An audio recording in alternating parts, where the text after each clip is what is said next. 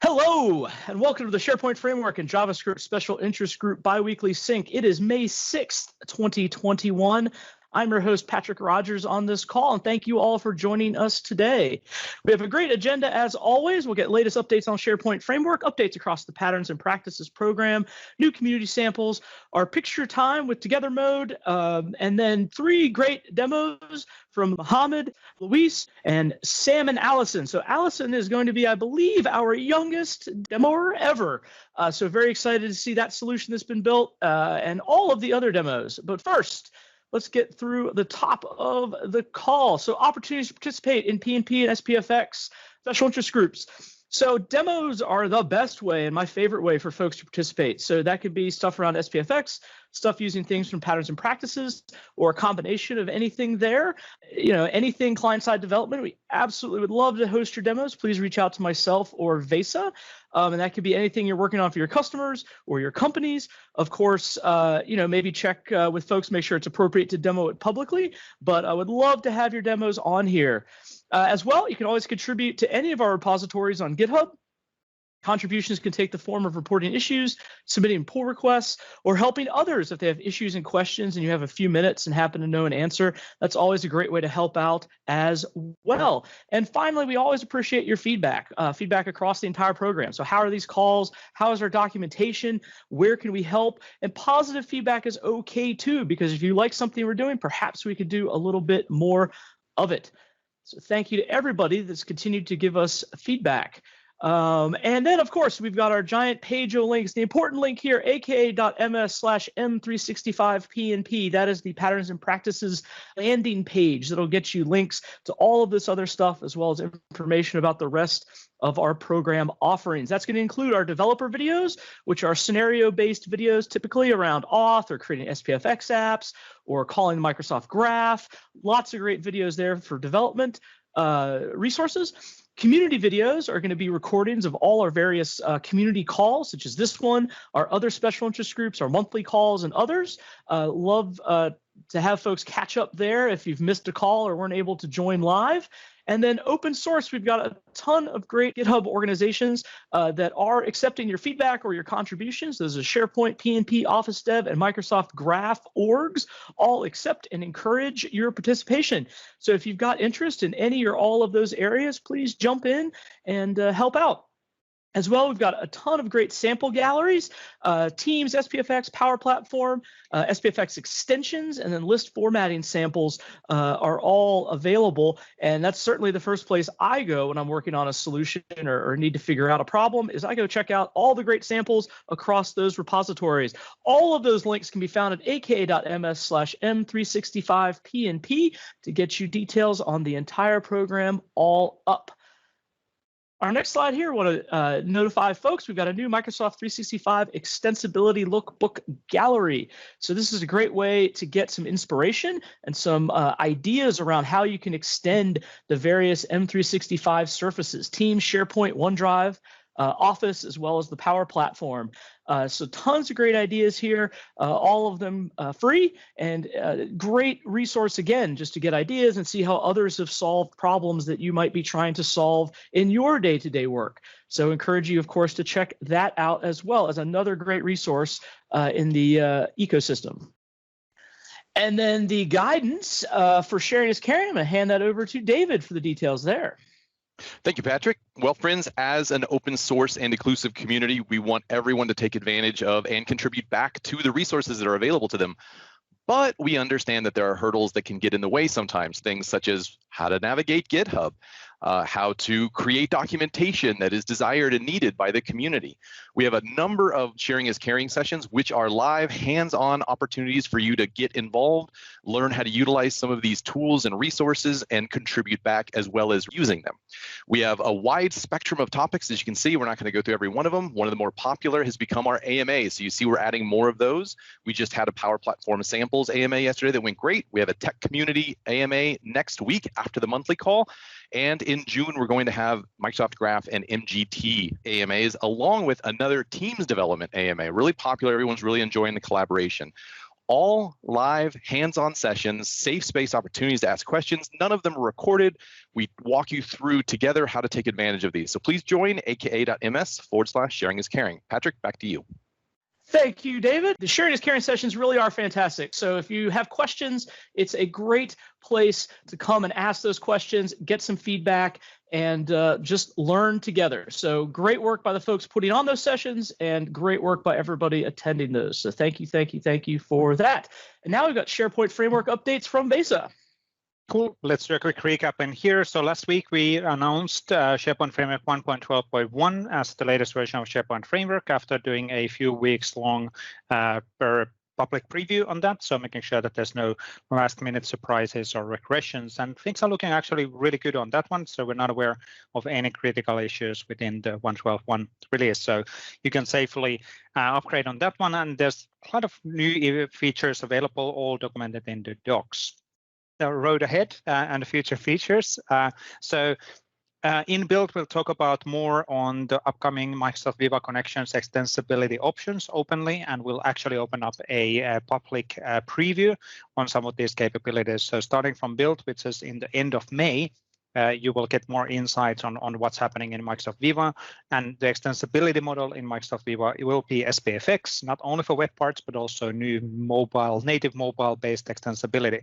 There's a lot of Teams improvement because Teams is being a big focus area for Microsoft in general, and SPFx is targeting there as well. Not taking away to portals and pages, but making sure that you can actually use SharePoint as a Teams extensibility platform.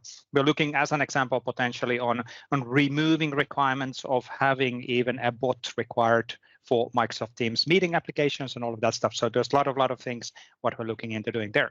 And then obviously tooling improvements and updates. As an example, the Microsoft Teams Toolkit will in the future support SharePoint Framework. More on all of this later within the spring and in the build announcements. That was maybe a teaser, which I made. Never mind, let's not actually worry about that. And then store modernization is an area where we're investing as well.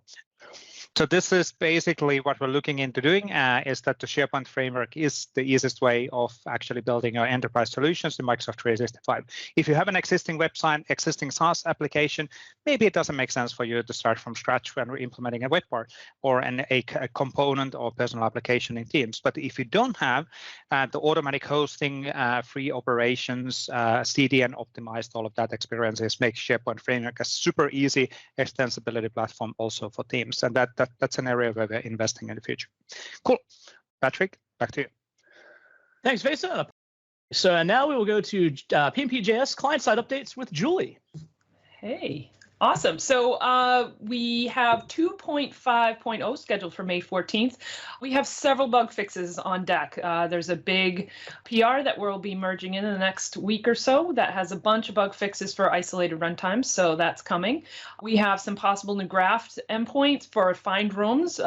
We just got to get some documentation things tightened up on that, and that will be in. A new repost API for SharePoint. So for the client side, pages, for a repost news item, we have the API enabled for that. So that all is coming in 2.5 and scheduled for May 14th. Also, V3 development is underway. There is now a V3 branch, which is suspect at best. Nothing is going to work in it, let's put it that way. But you can see sort of the doodling and noodling that Patrick and I are working on in there. So feel free to check out.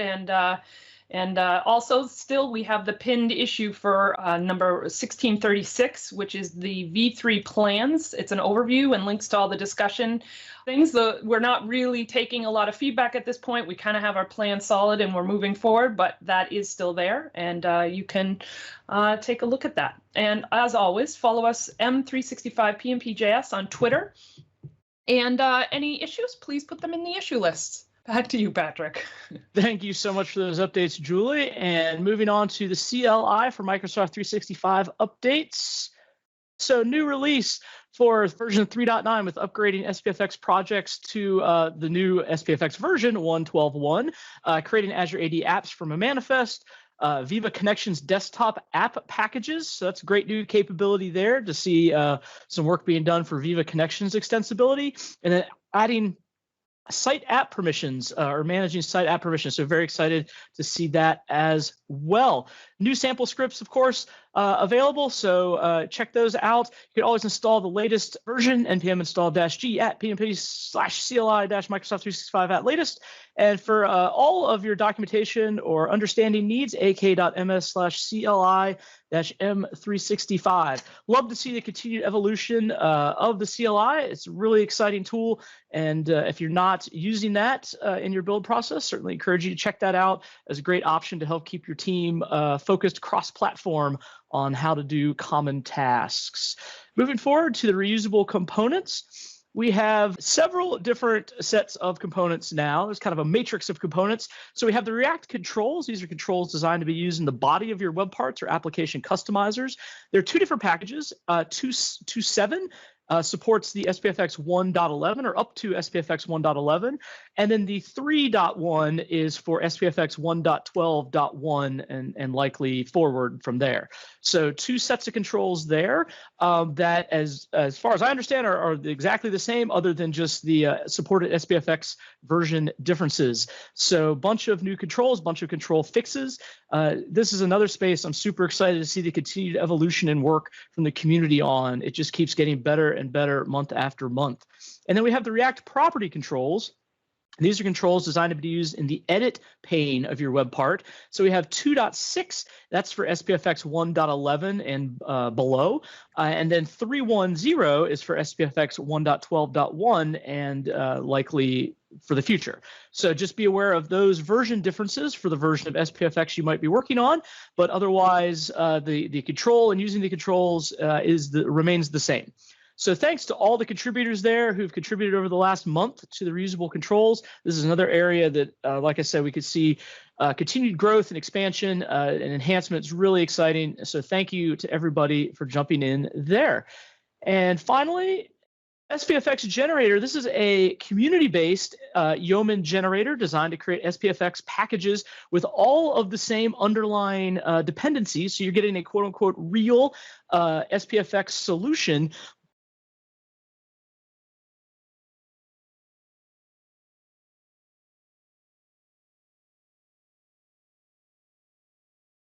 So now we're on to optional picture time. Vase is going to take over the presentation as he loves to do.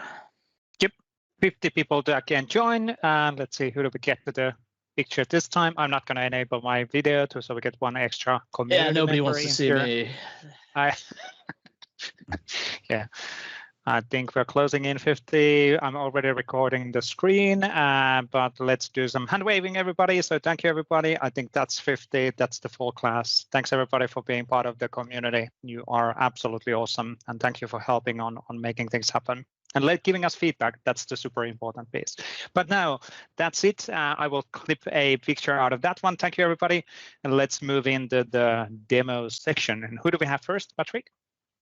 And with that, we have first up Mohammed, adding support to add video with the text to modern pages with this video banner solution. So excited to see this demo. If you're ready, you can go ahead and take over the screen.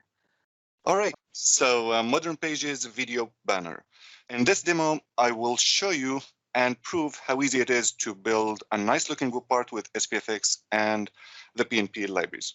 Before I start, my name is Mohammed Durhali. I'm a Microsoft 365 consultant at BDO Canada. And if you want to reach out, I'm available on Twitter and LinkedIn. So that's it for the slides. I'll just get right away to the demo. So here's the web part I'm talking about. And the reason I built this web part is I had a client who was using another platform other than SharePoint, and it was for marketing purposes. So they're focusing on media marketing, and they have flashy things. They have animations on their website. And one of them was a widget that looks exactly like this. So, and they were like, no, we're not going to take our site to our intranet to SharePoint. We want to use our own website for our marketing purposes and so on. So I'm just, okay, I can just go and build something in a couple of hours or like maximum 3 hours, and it's going to be ready like this. So that's how it's easy to build a web part. So I'll go edit and show you how it works. So here in the basic properties, I can select the video. So you can upload a video to SharePoint to any library, and then you can link to it. And let's say I'm going to choose another one. So this one, open. Now you can change the title. So here is awesome. And then I can change the styles. So for example, the colors, the brightness, and the height of the video itself. And as you see here, I'm using the file picker from PnP and the color control as well. So how long would it take to build a web part like this with SPFx and PnP? It's pretty easy. So if I show you in my code right here, so I have the properties for the web part. So I have the web part title, video, the color, the brightness, and the height. And here I'm just using the controls. So at the very top in this area, I have the PnP reusable property pane controls right here. And I'm just passing things normally, like I'm just defining the properties normally right here, except that I have a label that would show the current video URL for the user, right? So, and then I'm just having one functional component right here. And this is all the code that I'm using for the web part. So I'm just having the title here, and this div, it just absolutely positioned, and it's flexed with the CSS. So I can just position this header in the middle of the control itself, the video. And then here I'm just controlling with CSS. I'm controlling the brightness using the filter.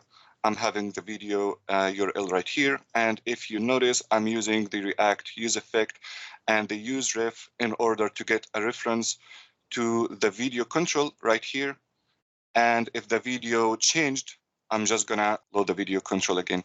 So each time I change the video, it's just gonna re-render. And here in the CSS side of things, as you see, I'm just like having this one absolutely positioned with the header inside, and I'm just having the video styles right here with object fit cover. So a web part like this with the use of the PnP controls with just modern development techniques, you can just build really powerful and nice looking web parts in just a couple of hours with SPFx. That's it. Was a really quick demo, but it's just to show how powerful it can be. Really cool, by the way. I have to, as Patrick is trying to unmute, I find the unmute button as well. But that's a simple thing, like you said, but it's really, really powerful. And I love the simplicity of the code as well. So, like you said, shows the power of the SPFx for extending things. And whatever you have here is certainly something what marketing people every now and then wants to their intranet. So makes perfect sense. So. Yeah, that was a fantastic demo. I love the simplicity, and I love I think that's a great example of working within a framework, like using the capabilities of React and SPFx and all the things together to make a very powerful solution without having to do a ton of work. Awesome stuff. So thank you for sharing that. Cute. Should we try Luis, Patrick? Yeah, we should. Luis, if you're ready to go ahead and take over. This one is already getting a lot of feedback as the blog post was out related on this one, Luis. So great work on that. And I think I see Luis's screen, so take it away. Okay, thank you. Let's start. Introducing you SharePoint stories. In this demo, I'm gonna show you an SPFx web part that is rendering images and content in an Instagram stories, tweet, reels way. I thought it was a good idea to show content that way, to engage your user with content in a trendy way. And well, you know, stories are everywhere, so why not in SharePoint? So apologies in advance if you think it's a bad idea. Quick about me section. My name is Luis Mañez. I work as a chief architect at Clear People. I'm a Microsoft MVP in Office Development category, and well, you can find me on Twitter, and ping me if you have any question. I'm a usual contributor in the PnP activities. Okay, let's see it in action actually. So I'm jumping in my dev tenant. So let's start the web part. Edit the page.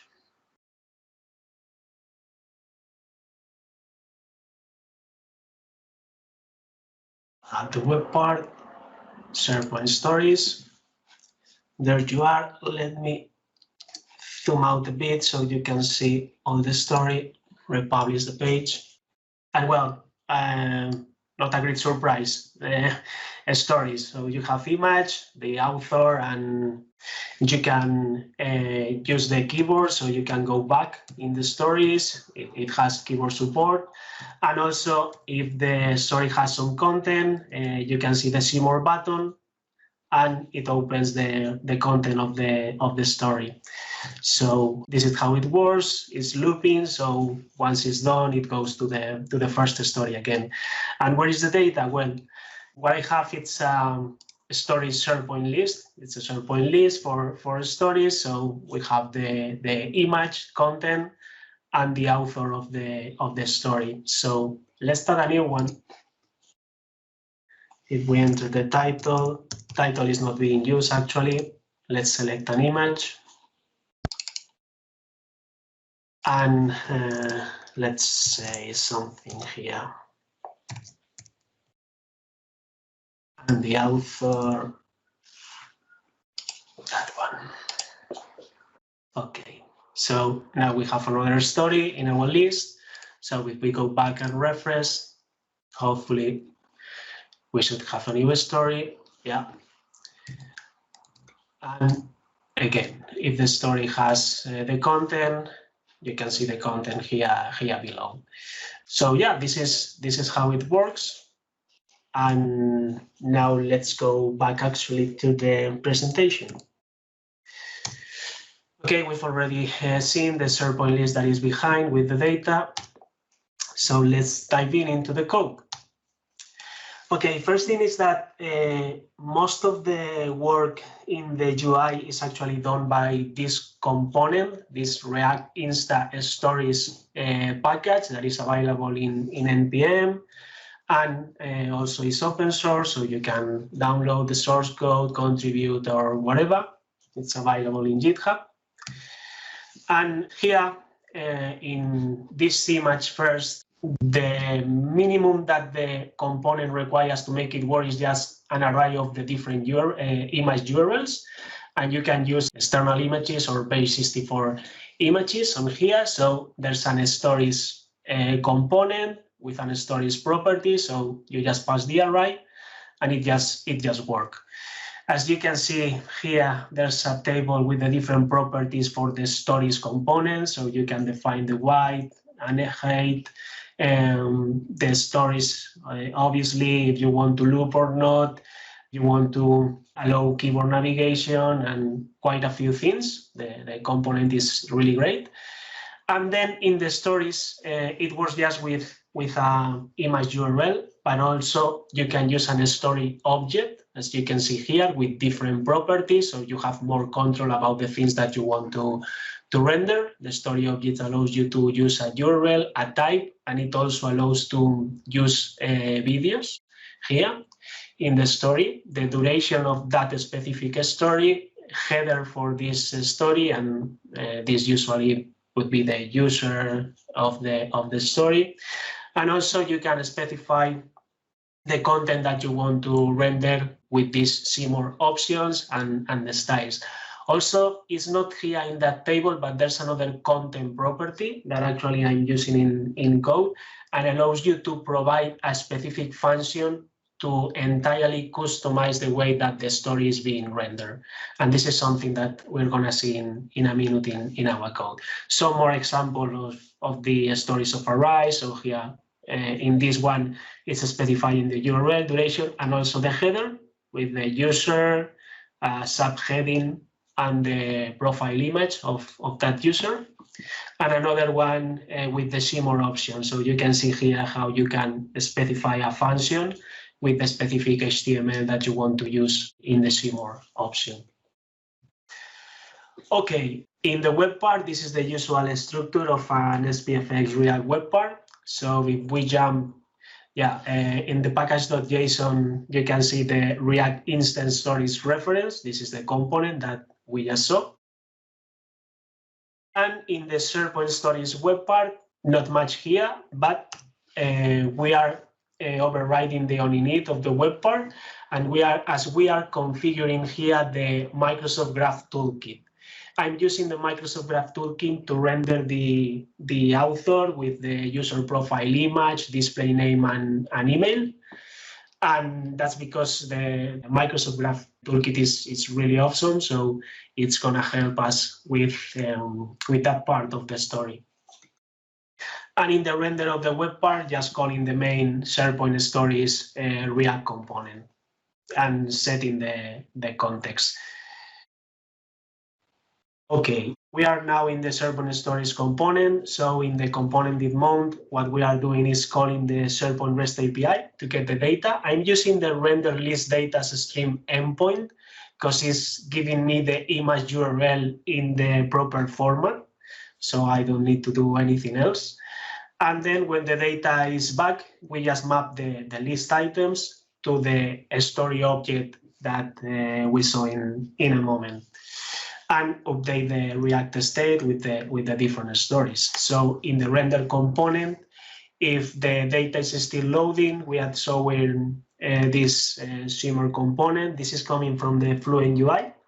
And this is just a placeholder, a gray placeholder that is indicating that the data is being loaded. And once we have the data, we use the stories component from the library, the React Insta Stories package, sending the stories and configuring some properties for allowing keyboard navigation. The story interval is set by default to 4 seconds, and we are looping the stories.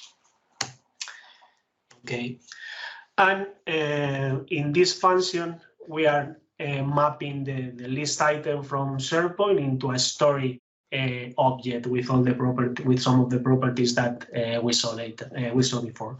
So I'm getting the image URL, the author ID, which is the user ID, and the content of the story. So here we are setting the story object with the URL and the content property. And as I said before, the content property gives you the option to use a specific custom function, as you can see here, the story renderer function. And in this case, what I'm doing is fully customizing how the story is rendering the page. And I'm doing so because I want to use the person component from the Microsoft Graph Toolkit to render the user profile with the display name and email, so I don't have to be calling Graph API to do so. The person component is doing it for me, and it's really easy to configure. You just need the user ID and configure how you want the avatar, and it's done. And the rest of the function is just rendering the URL of the image with some styling. As you can see here with See More, this is a high order component from the library as well that allows you to specify the function that you want to use if you have more content. So you see the See More link in the demo. This is because of this component. So if the list item has filled the content field, then I'm setting the See More property on the story, and I'm saying, okay, I want to render the content data with this div layer, the style, and so on. So with this function, we have full control about how we render the story. That's all. The sample is already available, so feel free to download, give it a try, and ping me on Twitter if there's any issue or any question, whatever. And that's all. Thank you very much for having me in the call. And yeah, again, feel free to leave any questions or whatever. Thank you very much. Awesome stuff. Thank you very much. Now, we're going to move on to a mother-daughter team, Sam and Allison Collins. though I have it on good authority that Allison's done all the work here. So I'm excited to see this. Welcome to the call. Looks like you've taken over the sharing, so have at it. Take it away. Hey, Patrick. So this is David, of course. With me today, as mentioned, is Allison Collins and Sam Collins. Allison and Sam are the primary developers of this sample. Allison is 14, so she is setting a record as our youngest presenter in the history of PnP, so this is going to be awesome. Allison, why don't you start out by telling us a little bit about this sample? Recently, I had a client that needed to display the SharePoint groups in their organization, their personal groups, as well as showing their MS Teams teams. This web part makes use of the SharePoint site's theme for styling as well. It's useful for site managers, admins, and users to find their sites in its information. All right, awesome. So let's dive right in and take a look at what this sample looks like on the page. Now, when you initially load this sample, you'll get these two buttons, Microsoft 365 Groups and My Teams, both clickable, which you can click on to load your different groups and teams. Now, you'll notice the styling of this is matching the styling of my theme. So I can actually change that. That's one of the cool features. If I go to change the look and we go to theme, we can see that if I switch it up, then it will swap. I can go to any of the other SharePoint themes and it will match the theme of the site, which is pretty cool. Now, you'll notice the additional information that we can click on, things like public, all, private. So we're able to swap between those. We can see the teams if I click on that, and the groups change as I click on that.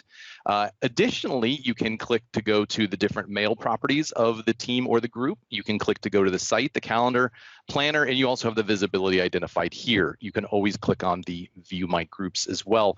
And one of the cool features that she added is the ability to see the description. So a lot of times we want to include additional information about that site or group or team that is useful, but small space, right? So we include the title, but still give an opportunity for our users to see additional information about that team or group, which is great because it's passive. It doesn't overwhelm the user on the initial load and provides that information in a way that is controllable by the user. So let's dive back into the code and see a little bit about that. Allie, can you walk us through that? Yes. To start, we're going to begin at the top level of the web part in the main React component, Microsoft Groups. This is the component that you see when the web part is loaded in. In the render of Microsoft Groups.tsx, we have two buttons that you see on your screen when you load the web part to choose between either Microsoft 365 Groups or My Teams. For both of these buttons, on click event, they call the switch group list function and send it a string as a parameter. The function switch group list then sets the state of title to the parameter the on click event just passed. The next thing to notice is that I have two terminator operators further on in the render. These both ask if the state.title equals their value, and if so, they render the designated web part. For example, if the button the user clicked on is Microsoft 365 Groups, then there will be a ternary operator to check if that is true for the render of the Microsoft 365 Groups component.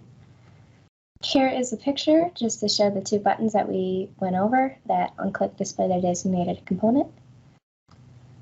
Now let's jump into the component did mount function. If you're familiar with SPFx development, you probably often use the component did mount, but I want to show you specifically how we're using it in My Teams component. Here's the component did mount function, and to briefly go over it, I'm doing a graph API call to get the user's teams, and then going through each of the teams and pushing information, and setting that to my group results. Next, I call the getMail, getPlanner, and getTeamsRel functions. Let me go into more detail. In the first part of component did mount, I am setting the state tenant URL to be the property absolute URL. After that, I create an array variable called array and make a graph get request to get the teams the user has joined. Then we take the response, and if it is an error, we return. If not, and we get back a response, we map through the result and take each group and push the group display name, ID, description, and visibility into the variable array.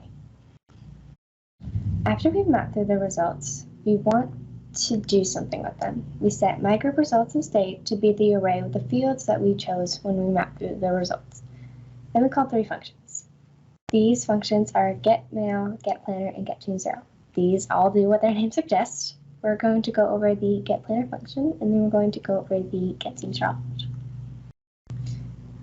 So now I'm going to go over the function that makes the Graph API call to get the planner ID. The Graph API call is different than my other graph calls because of the way it's formatted in a try-catch statement.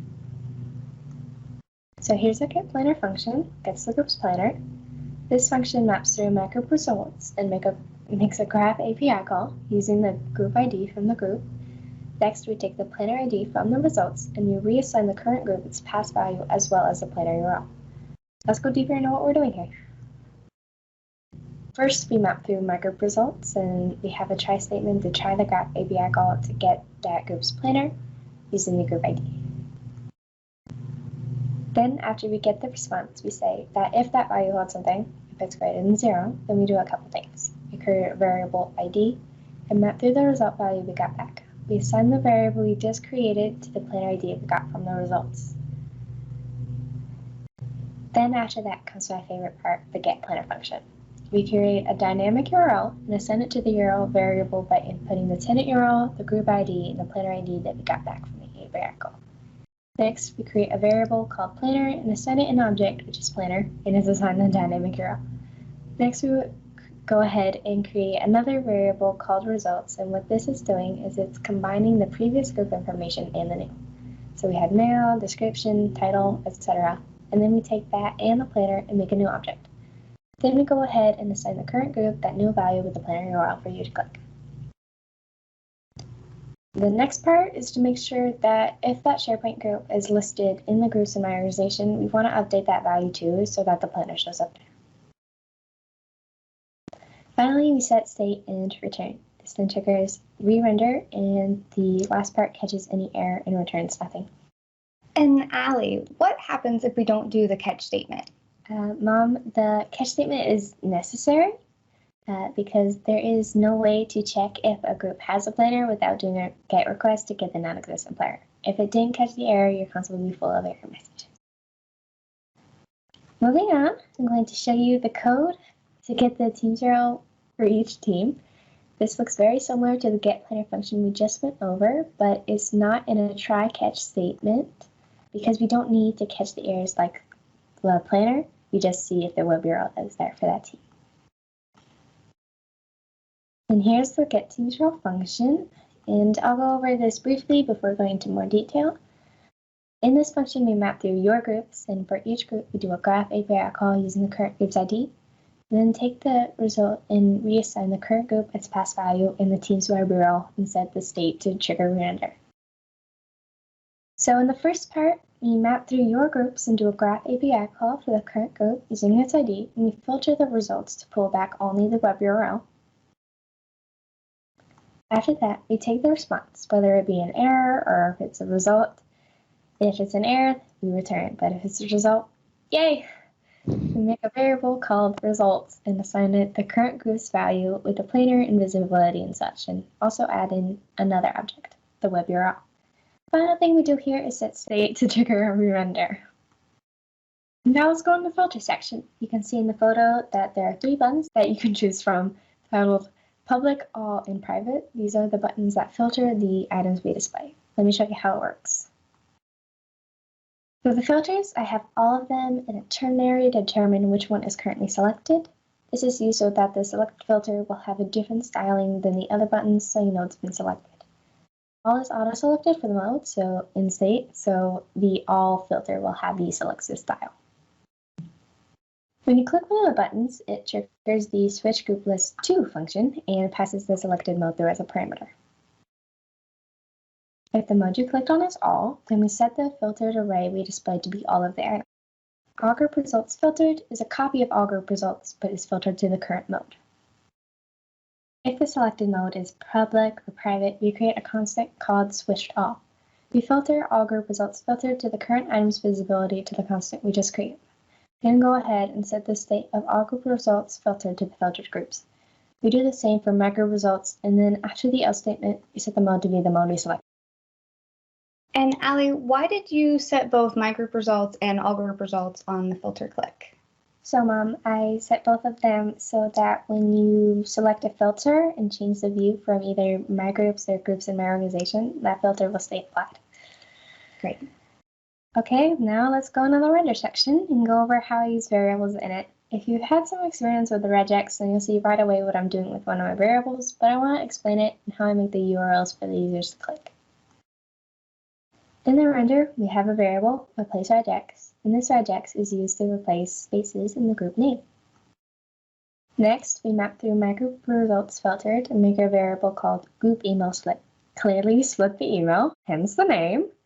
So we do the email address by the @ symbol. So we split it by the @ symbol, which sets group email split to be an array with 2 strings. One with the first half of the email up to the @ symbol, and the other with everything after the @ symbol. Additionally, we reassign the mail for the group to be the first string in the group email split, so the mail only has the group name in it. And then I did have a question. Why did you use the group email instead of the group name for the dynamic URLs? I found through testing that sometimes the mail, the name, and the URL could be different. Using the email got the most consistent results. And lastly, we want to talk about styles. So I used several colors from your theme, like theme primary, theme dark, and more. So I'm going to go over those to wrap up. In the Microsoft 365 groups.module.scss file, I call several colors of your theme, such as theme primary. Here are more examples of theme styling, and we have theme light and theme dark. For instance, when you hover on the title of a group or team, it sets the background color of the tooltip to be theme light. So I want to thank the PnP community for helping me prepare today. I highly recommend using the buddy system, especially if you're a first-time presenter. It was really helpful to have Hugo and David help us. They collaborated with us on the slide deck and help us improve our presentation a lot. You can get the code for this web part in PnP samples and check out my new blog at graphgod.dev. Thank you all for listening. Thank you. Awesome. Nice job, Allison. Thank you so much. 14, friends. 14. Patrick, back to you. Really just fantastic. The future is bright, is all I can really say about that. So thank you to Luis, Mohammed, and Allison, and Sam, and I guess also David Warner for helping out with these great demos. Just amazing stuff today, all 3 of them. So thank you, and really, really excited about what we've seen today. Thank you, everybody. Recording available in 24 hours on our community YouTube channels. Follow us on Twitter, Microsoft 365 Dev, or at M365PnP. Our next SPFx call is May 20th, same time. Our next general dev call next Thursday, May 13th, at the same time. All our community calls are available at ak.ms/M365PnP. And we've got a whole list of other developer community calls if you'd like to catch up on any and all of these topics. Recordings are available for just about all of these, I believe. So you can always catch up if you're not able to attend live. Just want to thank everybody very much for attending today. We actually finished up a little bit early today, so we'll give everybody 8 minutes back for all the over minutes we owe you from the times we went over. So just thank you, everybody, and have a great rest of your week. Bye-bye. Bye-bye. Thanks, everybody. Awesome demos today. Thank you. Thank you.